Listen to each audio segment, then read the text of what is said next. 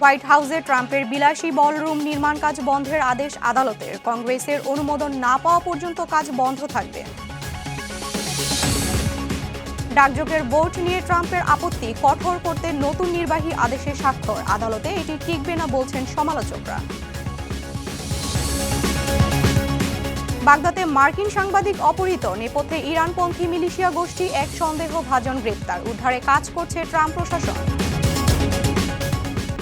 এবং 53 বছর পর নতুন চন্দ্র অভিযানে যাচ্ছেন 4 নভোচারী। চাঁদে একটি স্থায়ী মানব উপস্থিতি তৈরি মূল লক্ষ্য।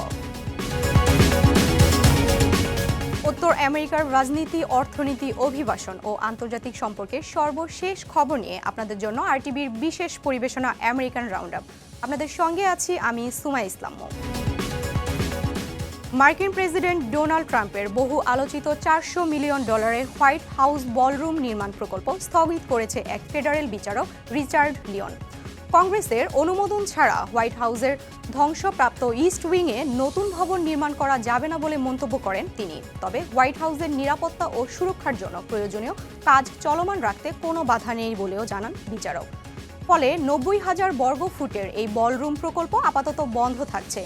ঠিক স্থাপনা সংরক্ষণে কাজ করা সংস্থা ন্যাশনাল ট্রাস্ট অফর হিস্ট্রিক প্রিজার্ভেশনের মামলার প্রেক্ষিতে এই অন্তর্বর্তী নিষেধাজ্ঞা জারি করা হয়। এদিকে নিজের সামাজিক যোগাযোগ মাধ্যমে ট্রাম্প এই রায়কে সমালোচনা করে দাবি করেছেন প্রকল্পটি বাজেটের মধ্যে নির্ধারিত সময়ের আগেই এবং করদাতাদের অর্থ ছাড়াই নির্মাণ করা হচ্ছে।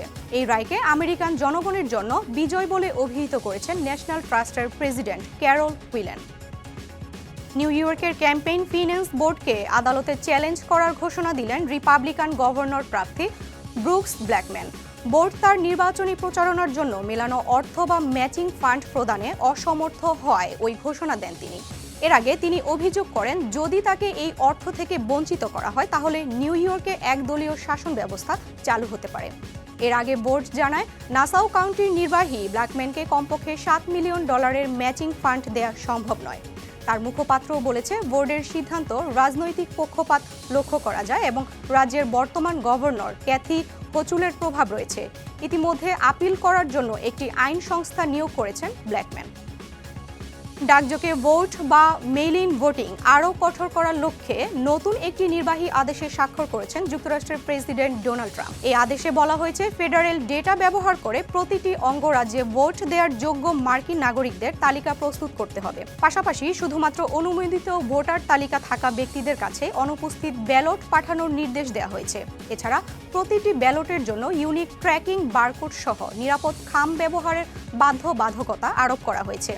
তাৎক্ষণিক প্রতিক্রিয়ায় আইনি চ্যালেঞ্জের হুমকি দিয়েছে ভোটাধিকার সংগঠন ও ডেমোক্রেট নেতারা। তবে সমালোচকরা বলছেন রাজ্যভিত্তিক নির্বাচন ব্যবস্থায় ফেডারেল হস্তক্ষেপ সংবিধান বিরোধী এবং আদালতে টিকবে না। ইতিমধ্যে এই আদেশের বিরুদ্ধে তারা আদালতে লড়াই করবেন। ক্যালিফোর্নিয়ার গভর্নর গ্যাভিন নিউসম 2020 সালের নির্বাচনের পরাজয়ের পর থেকেই ডাকযোগে ভোটে জালিয়াতির অভিযোগ তুলেছেন ট্রাম্প।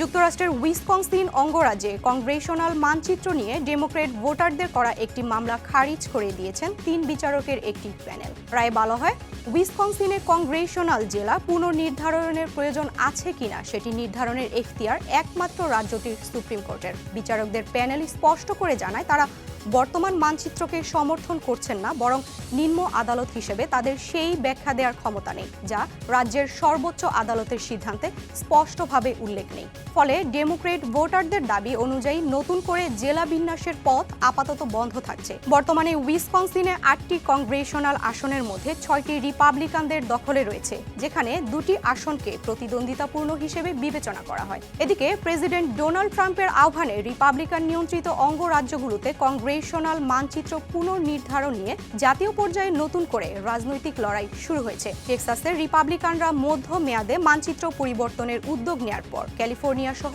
ডেমোক্রেট নিয়ন্ত্রিত অঙ্গরাজ্যগুলো পাল্টা পদক্ষেপ নিচ্ছে।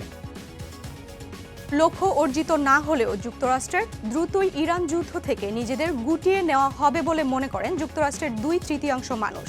রয়টার্স এক জরিপে এমনই মত দিয়েছেন মার্কিনিরা। জরিপে অংশগ্রহণকারীদের প্রায় 66% যুদ্ধ থেকে যুক্তরাষ্ট্রের সরে আসার পক্ষে মত দিয়েছেন। অন্যদিকে 27% বলেছেন সংঘাত দীর্ঘায়িত হলেও যুক্তরাষ্ট্রের উচিত ইরানে তাদের সব লক্ষ্য অর্জনের জন্য কাজ চালিয়ে যাওয়া। আর 6% মানুষ এই প্রশ্নের কোনো উত্তর দেয়নি। ট্রাম্পের দল রিপাবলিকান সমর্থকদের যারা জরিপে অংশ নিয়েছিলেন তাদের মধ্যে 40% মনে করেন লক্ষ্য অর্জিত না হলেও দ্রুত সংঘাত শেষ করা দরকার। অন্যদিকে 57% রিপাবলিকান সমর্থক দীর্ঘ সময় ধরে যুদ্ধে সম্পৃক্ত থাকার পক্ষে মত দিয়েছেন। ইরান যুদ্ধকে কেন্দ্র করে যুক্তরাষ্ট্রে জ্বালানির দাম অনেক বেড়েছে। মূল্য পর্যবেক্ষণকারী প্রতিষ্ঠান গ্যাস বডির তথ্য বলছে এরই মধ্যে প্রতি গ্যালন পেট্রোলের দাম $4 ছাড়িয়েছে, যা 3 বছরেরও বেশি সময়ের মধ্যে সর্বোচ্চ। ইরাকের বাগদাদে প্রকাশ্য দিবালোকে এক মার্কিন সাংবাদিককে অপহরণ করেছে ইরানি মদতপুষ্ট এক সশস্ত্র গোষ্ঠী।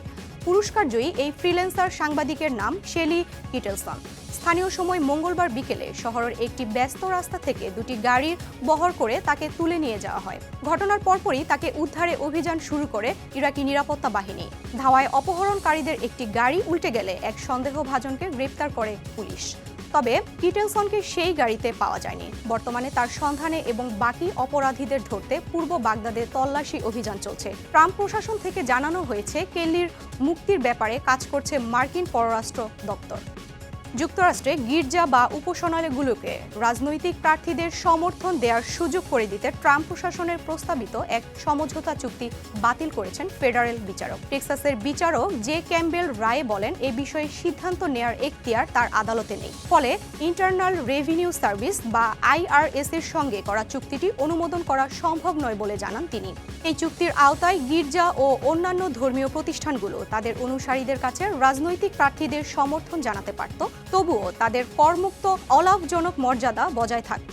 সমালোচকেরা বলছেন এই উদ্যোগটি 1954 সালের জনসন অ্যামেন্ডমেন্টের ব্যাখ্যা পরিবর্তনের সঙ্গে সম্পর্কিত, যা অলাভজনক সংস্থাগুলোকে রাজনৈতিক প্রার্থী সমর্থন থেকে বিরত থাকতে বাধ্য করে। তবে খ্রিস্টান সম্প্রচারকদের সংগঠন এই বিধান চ্যালেঞ্জ করে মামলা করলে তা নিষ্পত্তির অংশ হিসেবে IRS এর সমঝোতার প্রস্তাব দেয়। এদিকে এই রায়কে ট্রাম্প প্রশাসনের জন্য একটি ধাক্কা হিসেবে দেখছেন রাজনৈতিক বিশ্লেষকেরা। দীর্ঘ 53 বছর পর আবারও চন্দ্র অভিযানে যাচ্ছে মানুষ। কারিগরি জটিলতার কারণে ফেব্রুয়ারি ও মার্চে উৎক্ষেপণ পিছিয়ে গেল 1 এপ্রিল সেই যাত্রা করছে যুক্তরাষ্ট্রের মহাকাশ সংস্থা নাসা। এবার 3 ধাপে পরিচালিত হচ্ছে নতুন এই কর্মসূচি, যার নাম আর্টেমিস প্রোগ্রাম।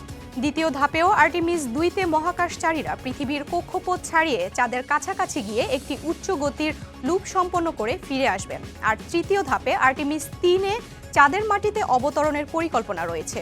উৎক্ষেপণ হবে যুক্তরাষ্ট্রের কেনেডি স্পেস সেন্টার থেকে। আমেরিকার ইস্টার্ন ডেটালাইট টাইম অনুযায়ী বিকেল 6টা 24 উৎক্ষেপণ হবে ওরিয়ন স্পেস ক্রাফট। বাংলাদেশ সময় অনুযায়ী এটি দেখা যাবে 2 এপ্রিল ভোরে, যা লাইভ সম্প্রচারে দেখা যাবে নাসার অফিসিয়াল ইউটিউব চ্যানেল ও ওয়েবসাইটে।